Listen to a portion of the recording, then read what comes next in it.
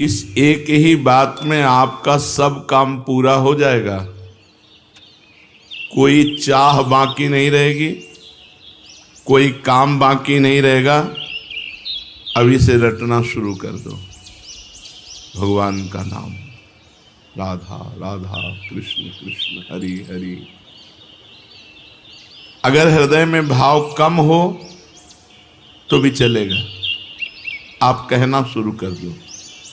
कहते कहते नकल भी असल हो जाती है। काम धंधा करते हुए, रसोई बनाते हुए, झाड़ू देते हुए, जल भरते हुए, अपना व्यापार करते हुए, नौकरी करते हुए, हर समय रटते रहो राधा राधा राधा। नियम अगर आप ले लें कि 5 मिनट में एक बार भगवान का स्मरण करेंगे, अर्थात कोई भी 5 मिनट खाली नहीं जाने पाएगा। अगर ये कर सको तो बहुत जल्दी 24 घंटे भजन होने लगेगा। हमको केवल दिमाग में ये रखना है कि कोई भी 5 मिनट बिना सुमिरन के नहीं निकलना चाहिए। एक बार राधा बोले 5 मिनट की फुर्सत, फिर एक बार राधा बोले 5 मिनट की फुर्सत। चाहे जो काम कर रहे हो 5 मिनट में एक बार राधा बोल दो, फिर इसका कमाल देखो, आप अपने जीवन का परिवर्तन देखो, फिर आप अपनी कामनाओं की पूर्ति का वो मंगलमय महोत्सव देखो। करके तो देखो। बड़े बड़े कठिन काम कर रहे हैं लोग, धन प्राप्ति के लिए, मान प्राप्ति के लिए, यश प्राप्ति के लिए और लेकिन हम तुमसे कह रहे हैं कि नाम जप करके देखो। कोई भी काम कर रहे हो 5 मिनट में एक बार रुक जाओ राधा, फिर काम शुरू कर दो।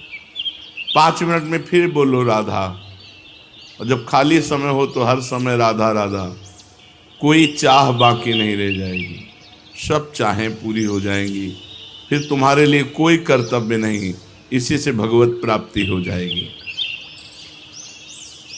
यदि 5 मिनट आपके एक दिन खाली चले गए, आपने नाम जप नहीं किया, तो उस दिन उपवास करो। हमारा नियम टूट गया, तो नियम में आ जाओगे। 5 मिनट में एक बार राधा और सब कामनाओं की पूर्ति, इसी से भगवत प्राप्ति। खाली समय में खूब नाम जप करो, और जब आप कार्यरत हो तो हर 5 मिनट में रुक कर एक बार राधा बोलो। यदि 5 मिनट क्रॉस हो गया, आपने राधा नहीं जपा, तो उस दिन उपवास करो, अन्न नहीं पाएंगे। आज हमारा नियम टूट गया। फिर आप देखो इसका चमत्कार। जब नींद आती है तब ये 5 मिनट वाला नियम नहीं चल पाएगा। उसके लिए चर्चा हुई कि यदि हम गाढ़ नाम चिंतन करते हुए सो गए तो हमारा वो सोना भी भजन माना जाएगा। पर जब जग गए, मानो 12 बजे रात के जग गए, फिर हमारा 5 मिनट वाला नियम लागू। जागृत में हम 5 मिनट खाली नहीं जाने देंगे, और सोते समय खूब नाम जप करते हुए सोएंगे तो वो निद्रा भी भजन माना जाएगा। मन लागे चाहे ना लगे, तुम जपना मत छोड़ो, करके देखो। इसमें लाभ ही लाभ है, हानि तो कोई है नहीं, साइड इफेक्ट तो है ही नहीं। नाम में कोई साइड इफेक्ट, अन्य साधनाओं में तो ऐसा होता है कि ये त्रुटि हुई, तो ऐसा नाम में नहीं। भगवान के सामने प्रार्थना करो, भगवान को सामने देखते हुए, प्रभु मुझे आपका स्मरण चाहिए, आपका भजन चाहिए। भगवान की याद आ रही बिना चेष्टा के, नाथ पढ़ो, भगवान तुम्हें याद कर रहे हैं। आपने चेष्टा नहीं कि अपने आप प्रिया प्रीतम की याद आ रही, श्री जी आपको याद कर रहे हैं। खुशी से नाच पढ़ो, भगवान कृपा करके तुम्हें याद कर रहे हैं। अचानक चित्तवृत्ति भगवान में गई, तो ये आपकी नहीं गई, भगवान आपको याद कर रहे हैं, प्रभु आपको याद कर रहे हैं, तब आपकी चित्तवृत्ति डूबी। कोई भी भक्त ऐसा नहीं कह सकता कि मैं सर्वथा निष्पाप हूं, अगर वो कहता तो झूठा। निष्पाप होता तो मृत्युलोक में जन्म क्यों होता? मृत्युलोक का शरीर बनता ही शुभ अशुभ कर्मों से है। इस शरीर की रचना ही दो कर्म से होती है। अगर शुभ कर्म है तो देव शरीर, अशुभ कर्म है तो यातना शरीर, शुभ अशुभ कर्म है तो मनुष्य लोक में। इस मृत्यु लोक में जन्मता वही है जिसका कुछ पाप होता है, कुछ पुण्य होता है। तो निष्पाप तो हुआ नहीं, पर भगवान ने उनको माफ करके उनके पाप मिटाकर उनको महात्मा बनाया कि नहीं बनाया? भगवान उनको प्राप्त हुए तो हमारा भी कल्याण हो सकता है। सर्वथा निष्पाप और पवित्र होकर भगवान की प्राप्ति भगवान के स्मरण से होती है। ऐसी ताकत और किसी साधन में नहीं, केवल भगवान के नाम जपने। भगवान सब जगह हैं, पर बिना भजन के आप देख नहीं सकते। भजन वो प्रक्रिया है जिससे भगवान देखते हैं। जैसे दूध में बूंद बूंद पे घी है, पर वो पूड़ी नहीं पका सकता, उसकी प्रक्रिया है, फिर घी निकलेगा। ऐसे ही सर्वत्र भगवान है, हमारे काम में आने वाले नहीं। प्रक्रिया है, भजन करो और अपनापन हो जाए। मेरे श्री कृष्ण, मेरे प्रियाजू। अब बात बन गई।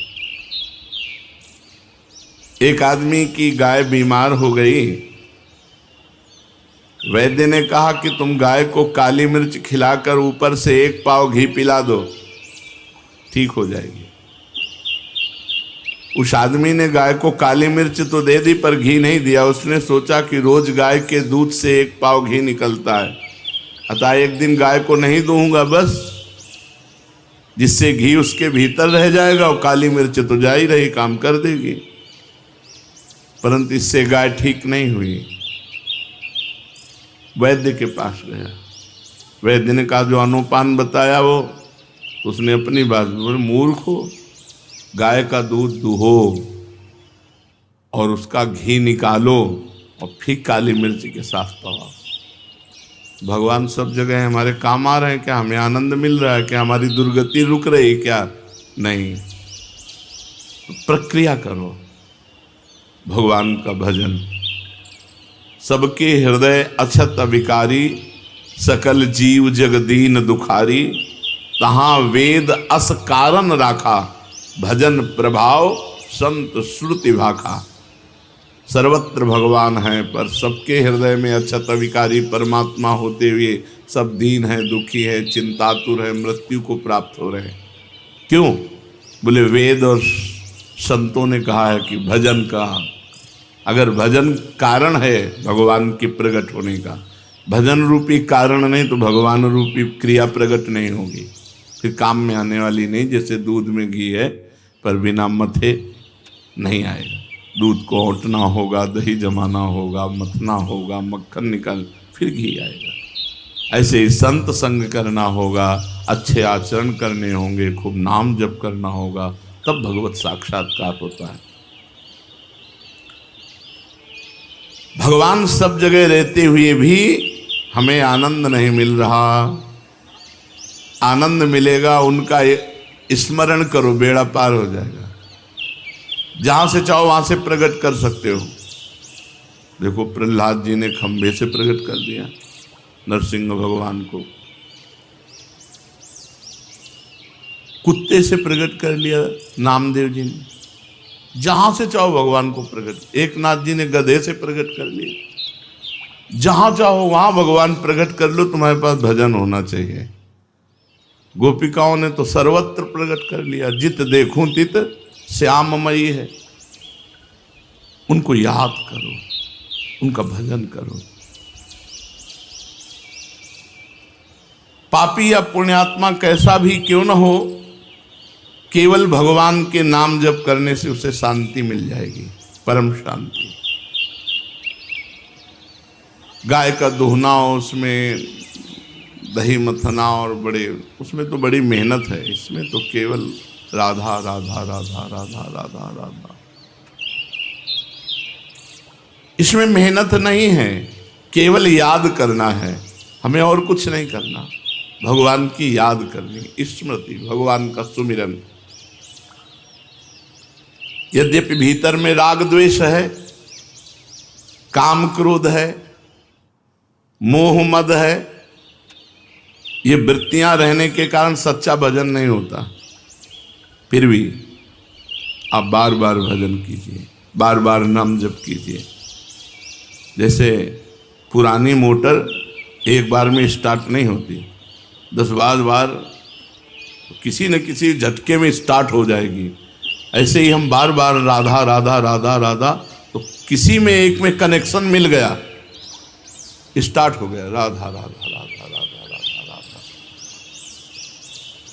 भगवत प्राप्ति का सबसे सरल उपाय है भगवान का नाम जप, और वो भी व्याकुलता पूर्वक।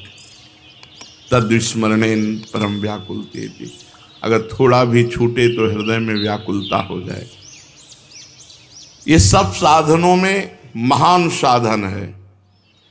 इससे पापी, पुण्यात्मा, मूर्ख, विद्वान, जवान, बूढ़ा, स्त्री, पुरुष कोई भी कर सकता है, सबके लिए छूट है। भगवान का नाम जप रूपी साधन सबसे तेज साधन है।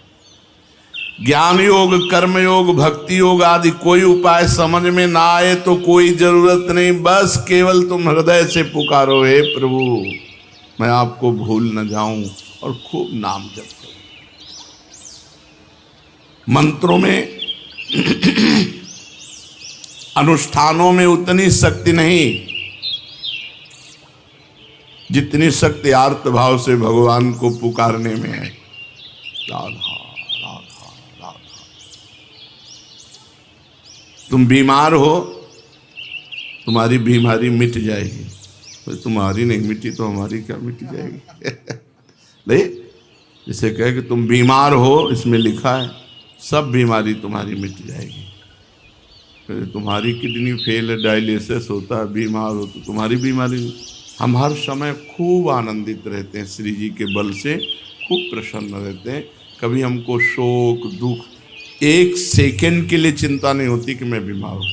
वृंदावन में बैठा हूँ, झूठ थोड़ी बोलूँगा, एक सेकंड के लिए कभी गम नहीं होता कि मेरी किडनी फेल है, मैं बीमार हूँ। हर समय उत्साह, आनंद। राम बाण सब रोगों की एक औषधि, भगवान का नाम।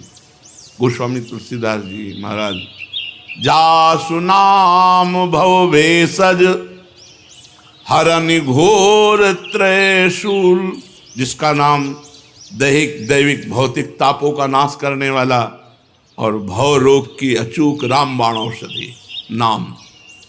जासु नाम भव भेषज हरनि घोर त्रिशूल। कल्याण की प्राप्ति का, मोक्ष की प्राप्ति का सुगम सीधा उपाय भीतर से नाम जप करते हो, अंदर ही अंदर नाम जप करते हो। आपका कल्याण होगा होगा होगा। 3 बार कह रहे हैं, नहीं तो मैं आपका अपराधी। देखो महापुरुषों के वचन, आप हृदय से भगवान का नाम जप करो। पापी हो, पुण्यात्मा हो, जवान हो, बूढ़े हो, विद्वान हो, मूर्ख हो, स्त्री हो, पुरुष नपुंसक नारीवा, जीव चराचर कोई, सर्वभाव भज कपट तजी, मोहि परम प्रिय सोई। भगवान कह, गोस्वामी जी कह रहे हैं, भगवान शंकर को साक्षी करके कहता हूं, हमारी जबान गर जाए यदि मैं झूठ बोलूं। मुझे जो कुछ आज तक प्राप्त हुआ है तो राव माँ, ये 2 अक्षर राम नाम से प्राप्त हुआ है। हरिवंश महाप्रभु कहते हैं, रसना कटो जो अन रटो, निरखी अन फुटो नयन, श्रवण फुटो जो अन सुनो, श्री राधा जस बहन। जो कुछ है सब राधा राधा। तुम भीतर से नाम जप शुरू करो, आपका कल्याण होगा होगा होगा। नहीं होगा तो मेरे को दंड देना, मैं अपराधी हूं, मैं आपका अपराधी हूं। देखो महापुरुषों ने कहा, मेरी सौ भैया कृष्ण गुण संच, तुम्हें हमारी कसम है, तुम कृष्ण के नाम गुणों का गायन करो, यही परलोक सकल सुख पावन, इस लोक में और परलोक में समस्त सुख तुम्हें प्राप्त हो जाएंगे। गोविंद दुहाई भाई जुन सेवो श्यामा हरि, तुम्हें गोविंद की कसम है, यदि श्यामा श्याम का सेवन न करो, सुमिरन न करो। ये बड़े बड़े महापुरुष। कलयुग से बचना है तो हरदम भगवान का नाम जपना है, नहीं तो मार डालेगा। कलयुग की बहुत कुचाल बुद्धि को भ्रष्ट कर देता है। अगर वो नाम जापक तो उसके विचार आते, नहीं मैं ऐसा नहीं कर सकता, अरे नहीं करो यार, नहीं मुझे जेल हो सकती है, मुझे मार पड़ सकती है, मुझे फांसी की सजा मिल सकती है, मैं ऐसा नहीं। भजन तत्काल परिणाम दिखाता है, ऐसा मत करो। और जो भजन विहीन है, जो होगा देखा जाएगा। अब क्या देखने लायक, हथकड़ियों से जकड़ करके। अगर कलयुग से बचना है, पाए जान जगत में सब जन कपटी कुटिल कलयुगी टंचो, कहीं विश्वास लायक नहीं है। विश्वास है तो भगवान का, मनुष्य का। कलयुग में मनुष्य पर विश्वास, जिससे विश्वास करके साथ जाओगे वही तुम्हारा गला घोंट देगा, वही तुम्हारे साथ अभद्र व्यवहार कर देगा। कलयुगी जीव पाए जान जगत में सब जन कपटी कुटिल कलयुगी टंचु, कलयुग बुद्धि भ्रष्ट कर देता है। अगर कलयुग के पापों से बचना है, कलयुग की चाल से बचना है, तो हरदम भगवान का नाम जप करते रहो, विश्वास कर लो। ईश भजन सारथी सुजाना, जैसे ड्राइवर बढ़िया हो तो गाड़ी बहुत बढ़िया सुरक्षित लक्ष्य तक पहुंच जाएगी। मनुष्य शरीर रथ है, इंद्रियां घोड़े हैं, मन इनकी घोड़ों की लगाम है और बुद्धि इनका सारथी है। और ईश भजन सारथी सुजाना, जो खूब भजन करता है उसका सारथी बहुत सुजान है, वो बचा लेगा। नहीं यार ऐसा नहीं करना, वो बचा लेगा। अगर बुद्धि भ्रष्ट है फिर वो नष्ट कर देगी। इसलिए कलयुग की चाल से बचने के लिए, जिते विनायक शुभ अशुभ विघ्न करे नहीं कोई, विघ्न करे नहीं कोई, डरे कलिकाल कष्ट भय, हरे सकल संताप हरस हरिनाम जपत जय। विजय को प्राप्त होता है भगवान नाम जापक। कलयुग थर्राता है, अपनी कोई भी कुचाल भजन करने वाले के ऊपर नहीं कर सकता। चलते फिरते, उठते बैठते, रात में दिन में, काम करते समय, हर समय व्याकुलता पूर्वक हृदय से भगवान के नाम का जप करो। अनंत जन्मों के सब पाप भस्म हो जाएंगे, तब तुम्हें आनंद मिलेगा। अभी भजन में आनंद नहीं मिलेगा। अगर मिल रहा है तो तुम्हारे पाप नष्ट हो चुके हैं, नवीन पाप होने न पावे और आगे बढ़ो। देखो फिर आनंद मूर्ति भगवान तुम्हारे सामने झलकने लगेंगे। भजन करने वाले के भावना में प्रभु आने लगते हैं। वो सुंदर रूप, बस उसको फिर और कुछ सुहाई नहीं देता। जब तक ये स्थिति ना आवे तब तक भजन करते रहो, मन मार के करते रहो, बिना स्वाद के करते रहो, बिना भाव के करते रहो, पहुंच जाओगे। अपनी निर्बलता और भगवान की कृपा शक्ति पर विश्वास रखो। अनुभव करो कि मैं निर्बल हूं, मेरी सामर्थ्य नहीं की। इत बौना आकाश फल, बौना आकाश फल कैसे प्राप्त कर सकता है? मैं निर्बल हूं, लेकिन मेरे प्रिया जो बहुत कृपालु हैं, मेरे प्रभु बहुत कृपालु हैं। अपनी निर्बलता का अनुभव और प्रभु की कृपा पर विश्वास, ये दो बातें हैं। और नाम जब हो रहा है तो विश्वास कर लो, तुम्हारे काम क्रोध लोभ मोह मद मत्सर सब मिट जाएंगे। अपनी निर्बलता का और भगवान की कृपा का और नाम जप, ये भाव का विषय है। अपने में बल का अभिमान ना होने पावे। जैसे उफनते हुए दूध में ठंडा पानी डालो तो वो शांत हो जाता है, ऐसे ही नाम जापक के काम क्रोध लोभ मोह मद ये सब शांत होने लगते हैं। जितना अधिक नाम जप करोगे उतनी शांति प्राप्त होती चली जाएगी। अगर भगवान में प्रेम चाहते हो तो भगवान की शरण में होकर भगवान का नाम जप करो। कहते रहो प्रभु मैं आपका हूं, प्रभु मैं आपका हूं। जो काम वर्षों में नहीं हुआ वो बहुत जल्दी एकाएक हो जाएगा। तुम केवल नाम जप का नियम लो, बहुत जल्दी लाभ मिलता है नाम जप से, बहुत जल्दी। भगवान के चरणों में पड़ जाओ, निश्चिंत हो जाओ, भगवान की कृपा तुम्हें घेरे हुए है, बस तुम केवल नाम जप करते रहो। काम तो बस इतना ही है, भगवान की शरण में होकर नाम जप करना, इतने से सब बेड़ा पार हो जाएगा। तुम्हें पता है भगवान में भी एक कमजोरी, जो सच्चे हृदय से भगवान का हो जाता है भगवान उसे कभी छोड़ नहीं सकते, चाहे जितना बड़ा पाप कर ले। ये भगवान की कमजोरी है। यहां कह रहे हैं भगवान की बड़ी भारी पोल तुम्हें बता रहे हैं, जो सच्चे हृदय से हम तो प्रिया दे, अब उससे बड़े अपराध बन गए, बड़े पाप बन गए, भगवान उसे छोड़ नहीं सकते। सूरदास जी ने एक पद में लिखा है, विमुख भये निमिषौ न अकृपा, जब चित्ते तब वैसे। भगवान की तरफ पीठ करके संसार में चला गया, मनमानी आचरण किया, फिर होश आया, फिर लौटा तो देखा कि प्रभु अकृपा ने की, वैसे ही करुणा की हुई, वैसे ही प्यार, वैसे ही दुलार। भगवान की बड़ी भारी पोल है कमजोरी, जो सच्चे हृदय से कह देता है प्रभु मैं आपका हूं, प्रभु उसे कभी छोड़ नहीं सकते। ये बात पक्की समझ लो, प्रभु में एक कमजोरी है, वो छोड़ नहीं सकते। अरे बड़े दयालु, कृपा सिंधु, दया सिंधु, ऐसे थोड़ी कहे गए हैं।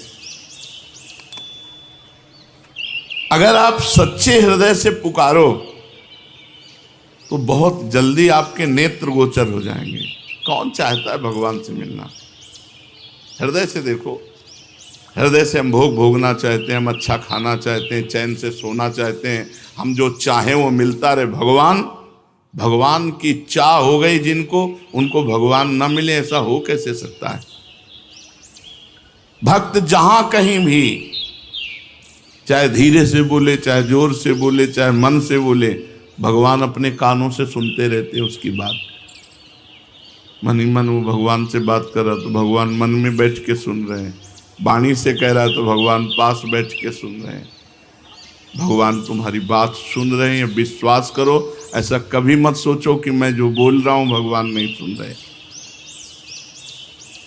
भगवान से प्रार्थना करो कि हे नाथ, आप मुझे मृत्यु लोक में रखें या स्वर्ग लोक में रखें या नरक लोक में रखें,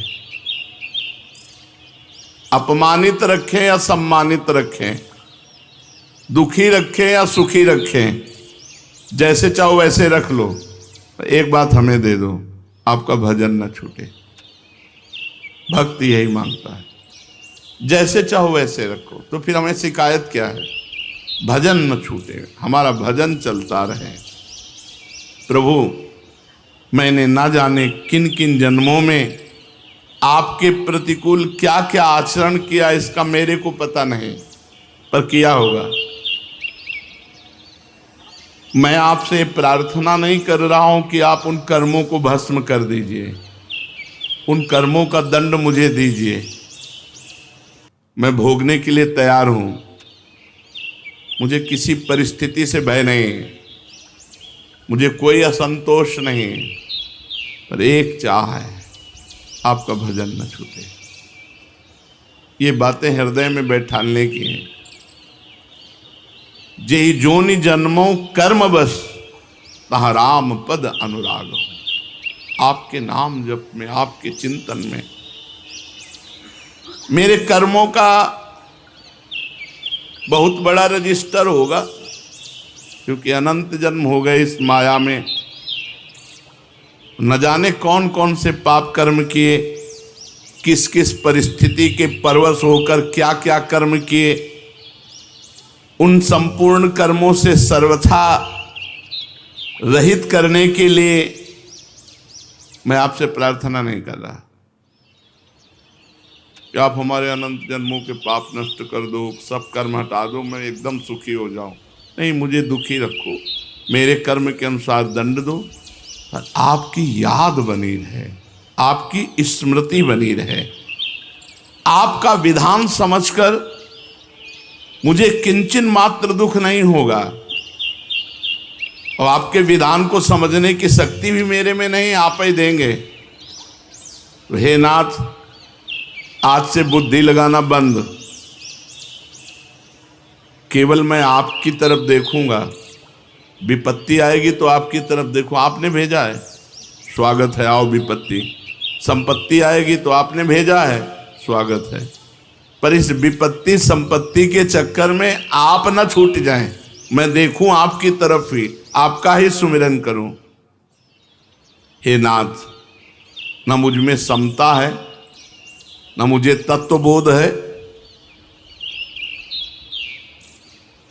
आप चाहें तो मुझ जैसे नीच को ऐसा बना सकते हैं कि मैं दुनिया का उद्धार कर दूं, मेरा उद्धार। आप चाहें तो मुझ नीच को ऐसा बना सकते हैं कि मैं दुनिया का उद्धार कर दूं। इसलिए मेरे स्वामी, मैं केवल आपका भजन चाहता हूँ, केवल आपका चिंतन चाहता हूँ, आपका स्मरण चाहता हूँ।